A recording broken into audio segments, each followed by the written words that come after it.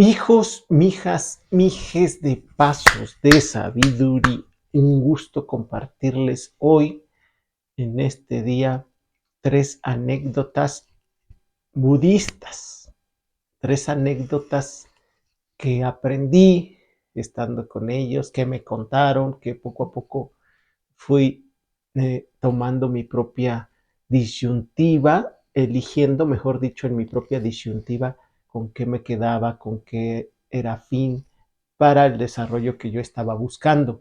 Les comento que, pues, aprendí mucho tiempo al principio del cristianismo, después aprendí del budismo, después aprendí del taoísmo y, bueno, muchas otras cosas más con que he concurrido, con que hemos movimientos con los que en un momento les he mencionado en los videos que he sacado conjunción, sabiduría de muchas, se puede decir, doctrinas, y he conjuntado para que, haciendo un resumen de las que mejor creo que te llevan a lo que enseñamos en este canal, mijo, mija y mije, que es a fomentar mayores estados de salud, mayores estados de felicidad, mayores estados de paz interior y exterior. ¿Sí? Y en conjunto un gozo por esta hermosa vida, una plenitud, primordialmente, porque entendemos que hay desavenencias, hay también situaciones adversas, pero una de las claves de la felicidad efectivamente es esa, cómo reaccionas a las cosas que no están en tu control, pero lo que existe en tu control es cómo reaccionar. Entonces, cómo reaccionas a lo que te pasa que no está en tu control, que no estás en su dominio, y dices, bueno, ¿cómo voy a reaccionar a ello?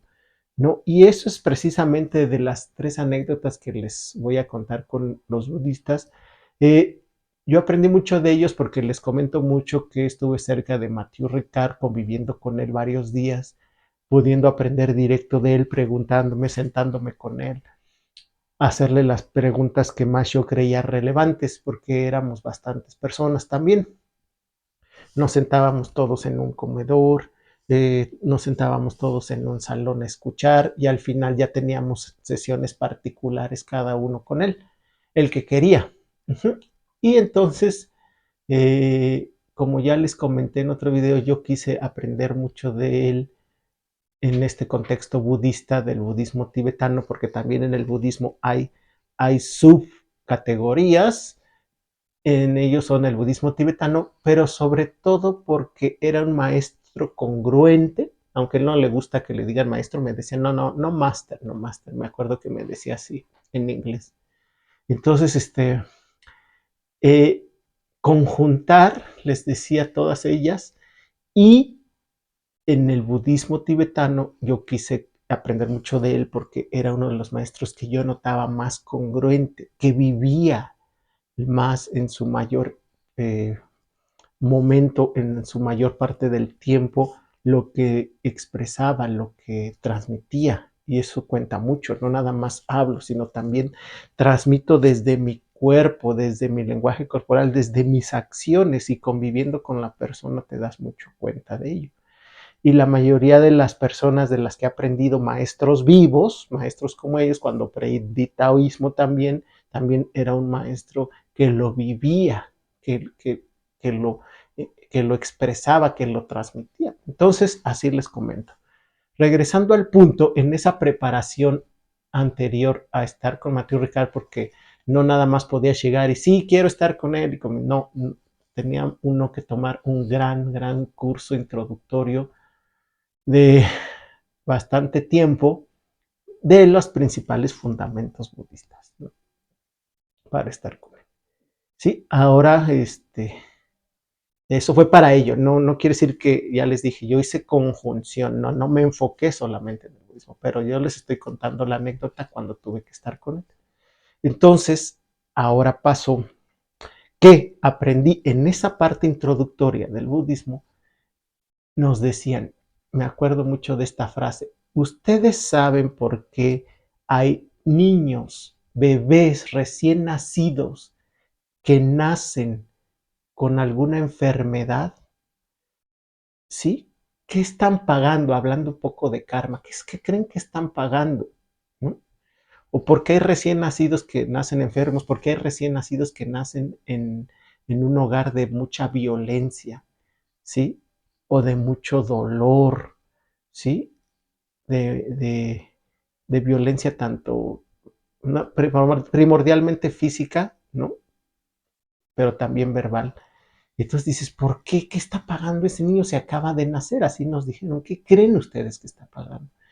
Y ellos, una de las cosas que más me gusta es que han hecho pruebas. Si ustedes escuchan o hacen una investigación acerca del Dalai Lama, de los Dalai Lamas que han existido, ellos confían mucho en la reencarnación del espíritu, ¿sí? En que el espíritu no muere y reencarna en otro cuerpo nuevo, ¿sí? De hecho, así han sido elegidos los Dalai Lamas, así han sido elegidos, les hacen pruebas a los niños les hacen pruebas para ver quién es, les ponen un conjunto de juguetes al nuevo recién nacido para que escoja los que el anterior cuerpo le gustaba jugar, las comidas que al anterior cuerpo le gustaban, y así van eligiendo al nuevo Dalai Lama confiando en que es su reencarnación, ¿no? Incluso ha habido historias de ellos que nos decían que incluso hubo maestros muy cercanos al Dalai Lama que pudieron decir dónde iban a reencarnar, en qué ciudad, en qué núcleo, en qué comunidad, que los fueran a buscar ahí después de cierto tiempo. Y bueno, entonces sí me llamó mucho la atención y lo oí congruente regresando a estos niños que por qué nacían así en lugares donde había violencia, en lugares donde había violencia verbal o física, o también porque nacían con alguna enfermedad. Y la respuesta fue que porque estaban pagando karmas, culpas de vidas pasadas, ¿sí? Que no concluyeron en otra vida, ¿no? Lo cual también explica que no todo, dicen por aquí, todo en esta vida se paga. Bueno, en esta vida terrenal, pero no a lo mejor no en esta experiencia corporal, porque a lo mejor te va a tocar en otro cuerpo. Entonces, sí, entonces todo en esta vida o en la otra tuya, ¿no? Porque el planeta sigue existiendo. Entonces, esa es una de las mejores explicaciones. Les cuento esta anécdota, me sonó muy congruente, me sonó, y después que investigué de cómo eran elegidos los Dalai Lamas, pues sí, me sonó congruente, ¿no? Me sonó congruente porque una de las premisas que más confío es en el karma, es en que es las consecuencias de tus actos, ¿sí? Que lo que siembras cosechas. Entonces, de hecho, creo que es de las leyes superiores, más que decretos, más que afirmaciones, más que amuletos y todo lo que tú quieras, más que trabajos y toda mucha serie de situaciones, es la frecuencia, el karma, una de las causas preponderantes, superiores de cómo te está yendo en la vida. Ajá. Entonces, por eso es importante, pues, que lo aprendido lo llevemos a cabo. Entonces, esa es una de las experiencias y la otra era, ya te conté, en una te conté dos, ¿no? Lo de los niños que reencarnas, cómo son elegidos los Dalai Lamas.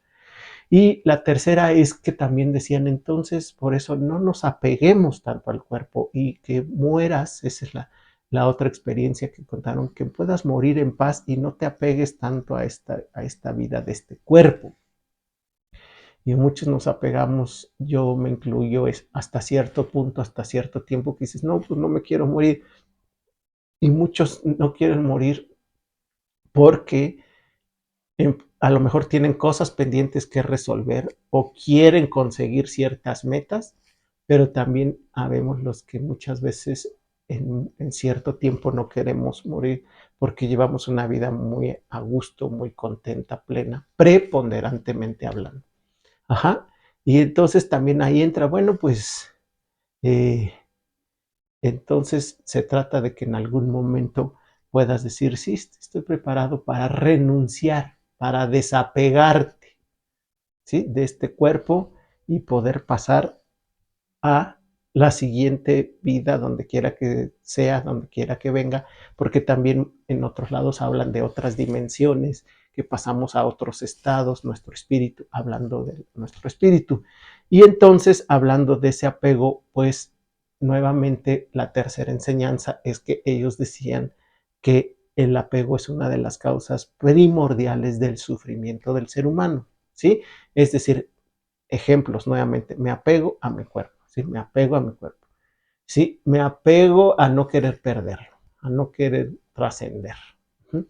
Digamos, en la naturaleza a veces te, te apegas a cierto clima, que se los he dicho en otros videos, ¿no? Es que me gusta, mi época preferida del año es el invierno, la Navidad, y qué, pero si las otras también tienen magia, ¿para qué me apego nada más al invierno y a la Navidad? Cuando también tiene una gran magia la primavera, tiene gran magia el viento del otoño, el agua del verano, como les he dicho en otros videos. Ajá, pero a veces estamos así y lo mismo nos pasa con las personas. A veces nos apegamos a experiencias con las personas y lamentablemente todo va en cambio, va en cambio, va en cambio, tanto el contexto, el contorno, como las personas. Y muchas veces seguramente ya te pasó que no vuelves a vivir la experiencia, la misma experiencia con las mismas personas, ¿sí? Con esos amigos, con esa familia, con esa pareja. Se van, se acaban, por eso es valorarlas, ¿no? Vi personas, festejos que vivías con familia ya no están, experiencias que tenías con seres cercanos, queridos, ya no están, porque se acabaron y a veces no tanto porque se fueron o ya no estén, se acaban, aunque ellos sigan vivos, toman otro camino, toman otra afición, otra preferencia o tú tomas otra afición, otra preferencia.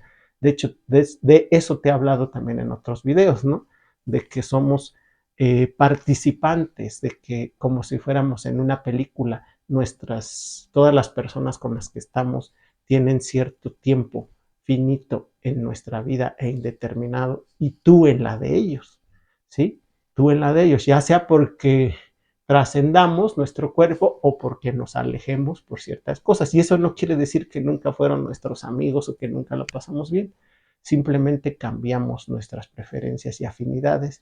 Y cuando logramos desapegarnos, que es lo que les quería decir, nos logramos desapegar y nos aperturamos a lo nuevo, eso incluye las parejas, ¿sí? Que también puede pasar. Entonces vas adaptándote y vas viviendo mucho mejor, soltando esa causa de sufrimiento de las que hablan tanto y confiamos tanto en esa enseñanza de los budistas. Bueno, estas fueron anécdotas, mi hijo y mi hija, que te comparto, pero que sobre todo te invito a que las reflexiones y las integres, porque eso hacía yo y eso lo aprendí mucho con el maestro taoísta con el que estuve. Dice, no nada más es leo libros, voy a cursos, voy a retiros, ¿sí? No, es intégralo, intégralo. Me acuerdo que me decía, puedes leer muchos libros, jajaja, déjalos por allá. ¿Cuánto los integras en tu vida? Puedes ir a muchos cursos un fin de semana, un retiro de fin de semana y tu vida sigue igual. A lo mejor hiciste catarsis y todo, te desahogaste. Puede ser, ya estás un poco mejor, pero tus paradigmas, ¿en qué momento los reprogramas, tus pensamientos? Entonces, a integrarlos, mijos y mijas, y les seguiré contando más de esto, más anécdotas y más aquí en Pasos de Sabiduría, con mucho gusto para ustedes.